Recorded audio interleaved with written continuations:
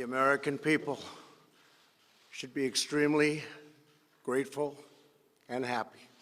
No Americans were harmed in last night's attack by the Iranian regime. We suffered no casualties. All of our soldiers are safe, and only minimal damage was sustained at our military bases. Our great American forces are prepared for anything. Iran appears to be standing down, which is a good thing for all parties concerned and a very good thing for the world. No American or Iraqi lives were lost because of the precautions taken, the dispersal of forces, and an early warning system that worked very well. I salute the incredible skill and courage of America's men and women in uniform. For far too long, all the way back to 1979 to be exact, nations have tolerated Iran's destructive and destabilizing behavior in the Middle East and beyond. Those days are over. Iran has been the leading sponsor of terrorism, and their pursuit of nuclear weapons threatens the civilized world. We will never let that happen.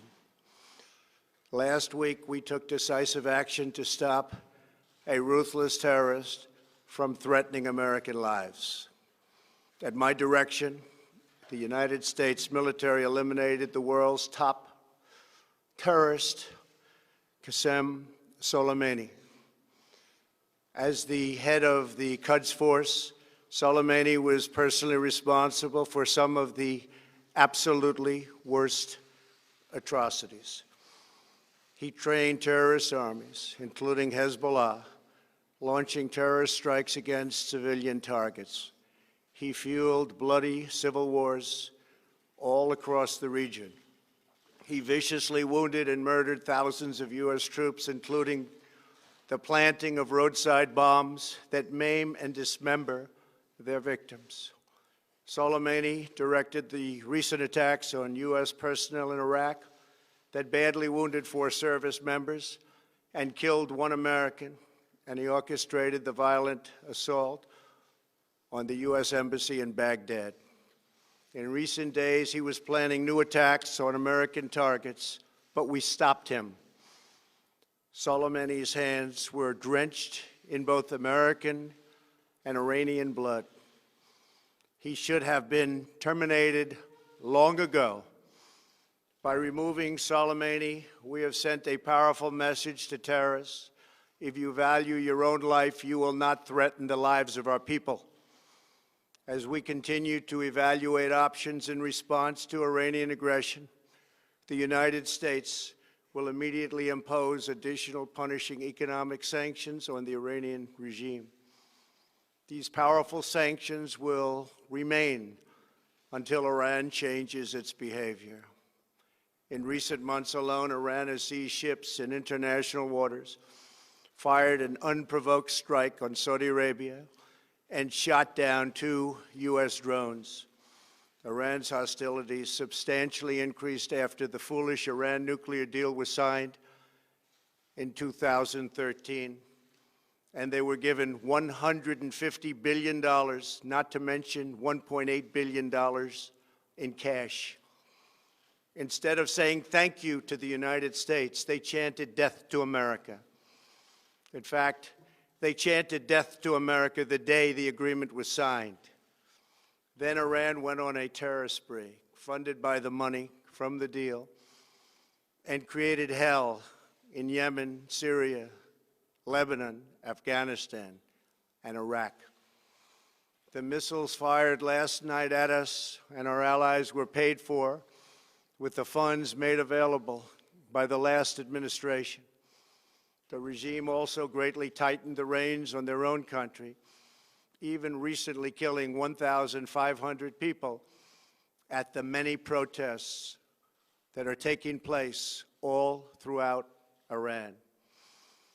The very defective JCPOA expires shortly anyway and gives Iran a clear and quick path to nuclear breakout. Iran must abandon its nuclear ambitions and end its support for terrorism. The time has come for the United Kingdom, Germany, France, Russia, and China to recognize this reality. They must now break away from the remnants of the Iran deal, or JCPOA. And we must all work together toward making a deal with Iran that makes the world a safer and more peaceful place. We must also make a deal that allows Iran to thrive and prosper and take advantage of its enormous untapped potential. Iran can be a great country. Peace and stability cannot prevail in the Middle East as long as Iran continues to foment violence, unrest, hatred, and war. The civilized world must send a clear and unified message to the Iranian regime. Your campaign of terror, murder, mayhem will not be tolerated any longer. It will not be allowed to go forward. Today, I am going to ask NATO to become much more involved in the Middle East process. Over the last 3 years, under my leadership, our economy is stronger than ever before, and America has achieved energy independence. These historic accomplishments change our strategic priorities. These are accomplishments that nobody thought were possible. And options in the Middle East became available. We are now the #1 producer of oil and natural gas anywhere in the world. We are independent, and we do not need Middle East oil.